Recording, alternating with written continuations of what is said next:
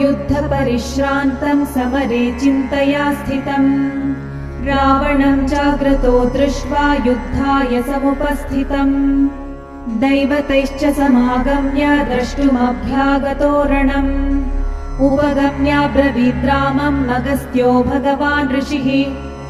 राम राम महाबाहो शृणु गुह्यं सनातनम् येन सर्वनरीन् वत्स समरे विजयिष्यसि आदित्यहृदयं पुण्यं सर्वशत्रुविनाशनम् जयावहं जपे नित्यम् अक्षय्यं परमं शिवम् सर्वमङ्गलमाङ्गल्यं सर्वपापप्रणाशनम् चिन्ताशोकप्रशमनम् आयुर्वर्धनमुत्तमम् रश्मिमन्तं समुद्यन्तं देवासुरनमस्कृतम् पूजयस्व विभस्वन्तं भास्करं भुवनेश्वरम्